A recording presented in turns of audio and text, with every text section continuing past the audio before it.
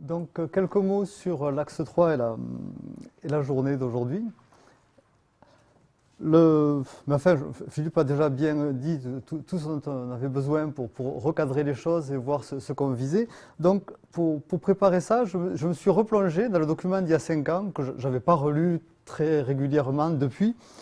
Et finalement, c'est plein de surprises, bonnes ou variées. Alors, la première phrase est intéressante, puisque c'est les services écologiques, dans un sens large, sont un concept clé pour intégrer des scénarios, notamment sur les conséquences du changement climatique et les aspects sociétaux. Donc à l'époque, on n'avait pas dû se mettre d'accord sur le vocabulaire, puisque dans le texte, on trouve, selon les lignes, Ecological Services, Ecosystem Services, sans que la différence soit très évidente pour savoir s'il y avait une nuance entre les deux. Si on lit la suite du texte, on voit clairement qu'on était déjà très conscient de toutes les complexités et les incertitudes liées aux dynamiques, parce qu'il n'y avait pas besoin du LabEx pour être au courant. Et le LabEx affiche une double approche de l'évaluation. Évaluation économique et évaluation qu'au début il qualifie de qualitative et qui après est déclinée. Ça fait qu'une page et demie de tout. Monter un LabEx, c'est beaucoup de choses plutôt administratives et techniques, un montage organisationnel. Après, la science fait que quelques pages finalement. Mais ce sur quoi on insiste dès le premier paragraphe, c'est aussi la dimension que la volonté du LabEx dans ce domaine, c'était pas de faire de l'appui à la décision, c'est-à-dire d'être capable de donner un expert au dernier moment quand le conseil régional ou l'IPBS ou je ne sais pas quoi a besoin de quelqu'un, mais à la fois de s'impliquer dans la construction des dispositifs collectifs de décision et d'autre part d'élaborer des scénarios qu'on qualifiait d'exploratoires. Et ça, c'est quelque chose qui, dans le fond, on est peu revenu là-dessus. Je ne suis pas sûr qu'au moment où on doit faire le bilan, on doit rendre l'évaluation à 4 ans dans 15 jours. Eh bien, voilà, il va falloir sans doute adapter par rapport à ce qui était promis, ce que nous avons fait. Le positionnement de l'axe 3 est très finalisé. C'était amusant en le relisant. Et je n'ai pas évité de vous dire que je me suis dit que c'était... D'ailleurs, je l'ai souvent vécu dans les discussions depuis 4 ans, dans l'imaginaire de notre communauté ou de nos communautés, sur le fait que les économistes et les sciences sociales, c'est un peu instrumental, quoi. S'il y a une relation avec la vraie économie, alors j'en parlerai au début de ma présentation tout à l'heure sur l'économie, justement. Donc il y a cette finalité qui est un peu présente et sans doute un petit peu trop. Mais en revanche, ce qui est tout à fait sûr, c'est qu'il y a la volonté d'être en face, de donner quelque chose à la demande sociale, institutions, les partenariats et la légitimité de l'ensemble des travaux du LabEx. Alors donc, d'une part, il y a l'approche économique. Pourquoi faire? Donc, il y a une conception large.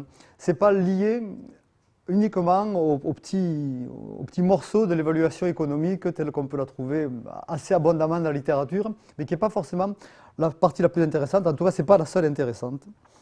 Mais il y a aussi discuter sur les finalités, les objectifs, les targets, puisque c'est écrit en anglais, et la possibilité de réaliser des trade-offs. Et dès le début, évidemment, on savait très bien qu'on n'était pas là pour faire que de l'économie, donc il y a tout le reste. Tout le reste, c'est d'abord réfléchir à comment ça se passe vraiment, la gestion des services écosystémiques et des relations entre la nature et la société.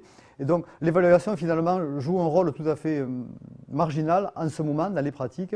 Les pratiques, c'est qu'il y a des régimes de gouvernance et plus de temps en temps, il y a des gens qui s'improvisent, qu'on peut appeler approche participative. Ce n'est pas le sens que ça aura par la suite, dans le sens de démarche de recherche, mais dans le fait qu'une action associative, citoyenne, peut s'impliquer là-dedans. Et il est quand même question de l'étudier par des gens qui seraient à cheval entre la sociologie, l'ethnologie, l'anthropologie, enfin, diverses disciplines sociales qui regardent comment les sociétés fonctionnent et comment elles gèrent ça. Donc voilà, j'ai mis un certain nombre de phrases, mais finalement, elles ne vont pas rester, qui étaient des choses qu'on avait beaucoup mis dans le projet initial et dans lequel, depuis, on n'a pas forcément fait tout un tas d'efforts, ni pour le faire, et encore moins pour se coordonner au sujet de ce qu'on le faisait. Donc, je n'ai aucune idée, au moment où je vous parle, mais j'espère en savoir beaucoup plus ce soir, de la diversité de ce qui se fait dans l'axe 3 aujourd'hui. Or, on doit rendre des comptes là-dessus et on doit surtout relancer pour les années à venir. Ça, c'est un petit papier. C'est la première citation, c'est un papier dans Science qui sortait juste au moment où on préparait les rapports. Donc, Écosystème Service pour 2020, avec toute une palanquée des grands anciens. Et Et donc, il y avait tout un tas d'objectifs et c'était colorié en fonction de l'urgence écologique en rouge, les dimensions économiques en bleu et le point commun au vert. Je crains d'avoir oublié exactement de quoi il s'agissait. Mais pour vous dire que le genre de préoccupation qu'on avait mis dans l'axe 3 du LabEx est quelque chose qui s'appuyait sur quelque chose qui était très présent dans la littérature et du meilleur niveau, des pays de Science, Nature, qui sortent au moment où on est en train de préparer ça. Alors, vous savez, c'était l'ambiance, il y avait TEB, The Economics of Ecosystem and Biodiversity, qui structurait un peu le débat international, mais qui était loin d'épuiser la question. Alors, qui est concerné au sein de CEMEB par ces activités? A priori, tout le monde, et Philippe l'a bien rappelé, CEMEB, c'est tout le monde, ce n'est pas quelques individus dans chaque unité, tout le monde est bienvenu et tout le monde est même attendu. Donc, le projet insiste sur deux choses dans lesquelles tout le monde peut s'intégrer. Oui. D'abord, une intégration et une articulation des disciplines pour aller vers une approche plurielle de la valeur. Et ça, toute la première session tout à l'heure nous montrera que ça c'est assez bien réalisé. Et deuxièmement, quelque chose qui est fait sans doute de façon ponctuelle, mais pas de façon très transversale ou intégrée, l'élaboration de scénarios, soit à partir de modélisation, soit à partir d'approches participative. Et ça, sans doute, il faut le relancer à l'orée de la deuxième phase du LabEx. Donc aujourd'hui, on veut à la fois dynamiser tout ça, mais d'abord le partager. C'est pour ça qu'il y a toutes ces présentations, plus que ce qu'on avait imaginé au début, mais je crois que c'est une bonne idée qu'on ait augmenté. Pour cette première journée, la notion de service écosystémique a paru l'entrée la plus simple, la plus pertinente, mais ce ne sera pas la seule. Et donc, il y a déjà en tête de faire d'autres journées du même style, en plus en profitant des enseignements d'aujourd'hui.